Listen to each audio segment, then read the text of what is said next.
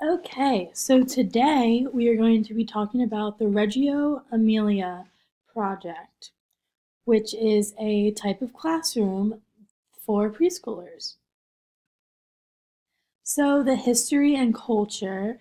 The Reggio Emilia approach began in a small town in Italy during the post-World War II era. The idea was to create something new, unique, and creative. The town wanted to start rebuilding their lives and reconstruct their society. The women of this time were an influential force behind the development of early childhood services, and it started through their desire for a new form of education that would ensure against future generations being brought up in injustice and equality. And this is the picture of the town in Italy that it started in. So, for more history, in order for the school to happen, the town had to come up with money.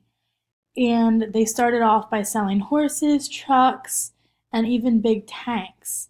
And a local farmer provided the land that they could build on, and they used materials from bombed buildings. And local men and women of all ages helped build the first post war school for young children in the village of Villa Sila. And here are some more pictures. So this, they got some materials from this, and this is what the aftermath looked like and what they had to work with. And here's some of the people, and here's just more of the buildings around.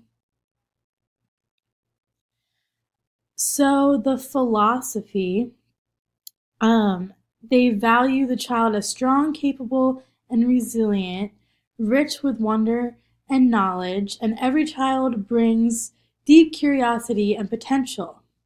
And this should drive their interest to understand their world and their place within the world.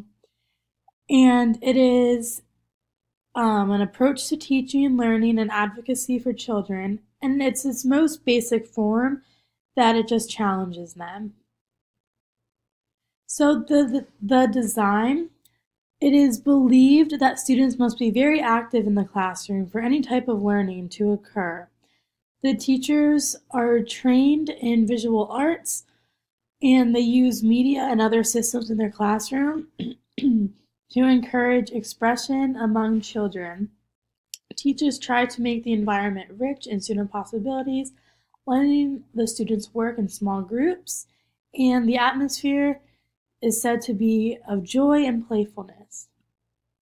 So the daily routine, around 9 o'clock they arrive, 9:30 to 9:45 the students go inside, then they go downstairs to hang up their coats, and then they transition to carpet time, and then that's when carpet time starts, and then 10 o'clock is free play, 11:15 is cleanup and transition to circle time, and 11:30 is parent pickup.